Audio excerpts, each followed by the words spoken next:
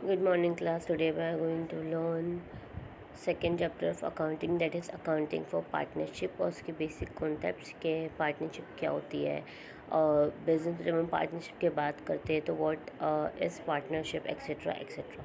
ठीक है, तो नेचर ऑफ पार्टनरशिप का नेचर हमेशा कैसे होता है जब उसमें एक से दो से ज़्यादा पर्सन होते हैं और जब वो हाथ बटाते हैं बिजनेस में और वो क्या करते हैं अपने प्रॉफिट और लॉस जो है वो इक्वली शेयर करते हैं, तो इसको क्या बोलते हैं हम पार्टनरशिप बोलते हैं। जहाँ पे भी दो से ज़्यादा पर्सन होते हैं उसको क्या बोलते हैं हम पार्टनर्स बोलते हैं। और उसी तरह हम जो भी होता है उसको क्या बोलते हैं पार्टनरशिप बोलते हैं।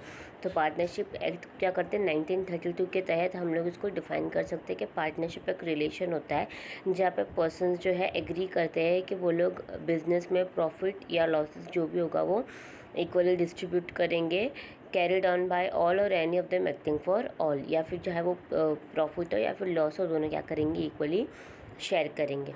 पर्सन जो भी बिजनेस में इंटर होता है पार्टनरशिप के लिए वो दूसरे के हिसाब से इंडिविजुअल, उसको हम बोलते हैं पार्टनर्स। ठीक है, और जब हम कलेक्टिवली उन सारे पार्टनर्स को मिला देते हैं तो उन पार्टनर्स को मिला के क्या बनती है फर्म बनती है।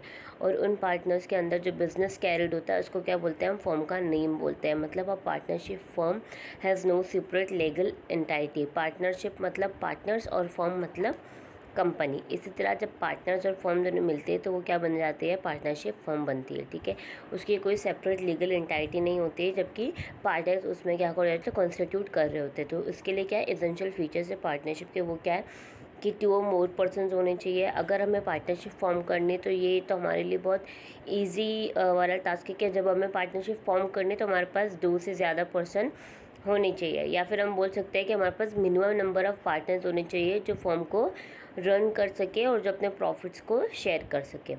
ठीक है, नेक्स्ट होता है एग्रीमेंट। जब भी हम पार्टनरशिप करते हैं तो उसके बीच में क्या करते हैं हम एग्रीमेंट करवाते हैं 2 से ज़्यादा लोगों के बीच में कि वो लोग क्या करेंगे फ्यूचर में या फिर राइट नाउ वो क्या करेंगे शेयर, वो उनका जो प्रॉफिट और लॉसेस है उनके रेशियो के अकॉर्डिंग शेयर करेंगे या फिर वो इक्वली शेयर करेंगे। वो कौन डिसाइड करता है पार्टनर्स डिसाइड करते हैं। और एग्रीमेंट जो बनता है वो किसके बेसिस पे बनता है उनके रिलेशनशिप के बेसिस पे बनता है कि पार्टनर्स के रिलेशनशिप कितने स्ट्रॉन्ग है।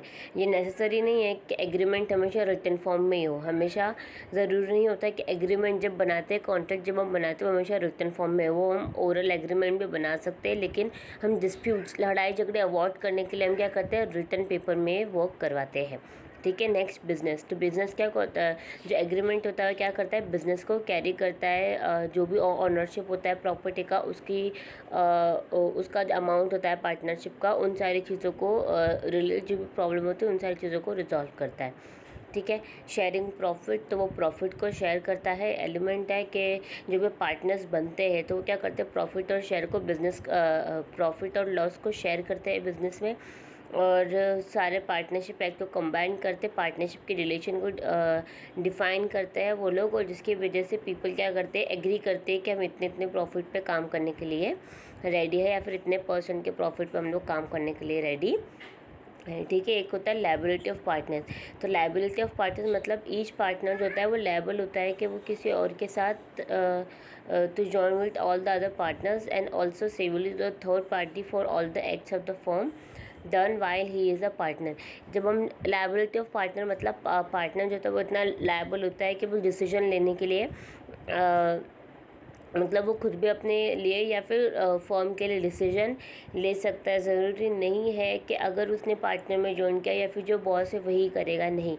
अगर उसने एज अ पार्टनर ज्वाइन किया है तो उसके पास भी राइट होता है कि वो थर्ड पार्टी से रिलेटेड या फिर जो भी एक्ट हो या फिर कुछ भी हो उन सारी चीज़ों से रिलेटेड वो भी अपने डिसीजन को पास कर सके। नेक्स्ट था आपका पार्टनरशिप डीड। तो पार्टनरशिप जो होता है वो एग्जिस्टेंस में कब आता है जब उसका एग्रीमेंट जो होता है वो पार्टनर्स के अमंग हम उसको उसका रिजल्ट बताता है। तो एग्रीमेंट क्या होता है ओरल भी हो सकता है और रिटर्न भी हो सकता है।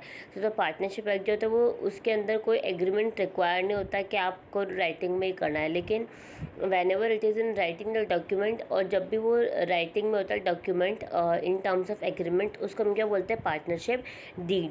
The agreement which have been made for partnership is called partnership deed, जहाँ पे सारी चीज़ों की जो डिटेल्स होती है वो प्रॉपरली मेंशन की हुई होती है कि कितने कौन से पार्टनर को कितना प्रॉफिट शेयर होगा या फिर वो किस रेशियो में प्रॉफिट को शेयर कर रहे हैं।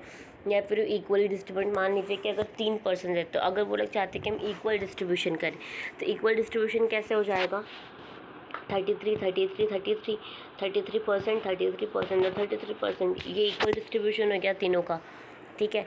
लेकिन अगर 3 पार्टनर्स और उनको जो है वो रेशियो वो अलग हिसाब से डिवाइड करना चाहते हैं, ठीक है, तब वो उनके हिसाब से देखेंगे कि किसको कितना प्रॉफिट मिलना चाहिए 10th पार्ट में से, ओके। तो ये क्या होता है, हमारा पार्टनरशिप, जो भी एग्रीमेंट हमारे पार्टनर्स के लिए रेडी होता है पार्टनरशिप एक्ट के अंदर, उसको क्या हम बोलते हैं, जो एग्रीमेंट जो कॉन्ट्रैक्ट रेडी होता है उसको बोलते हैं हम पार्टनरशिप डीड। नेक्स्ट टॉपिक में मैं आप लोगों को PDF प्रोवाइड करूँगी जहाँ पे फिक्स कैपिटल मेथड और फ्लक्चुएटिंग कैपिटल मेथड के पार्टनर्स कैपिटल अकाउंट के फॉर्मेट दिए हुए होंगे, ठीक है। नेक्स्ट टॉपिक में अब हम इसके प्रैक्टिकल समझेंगे।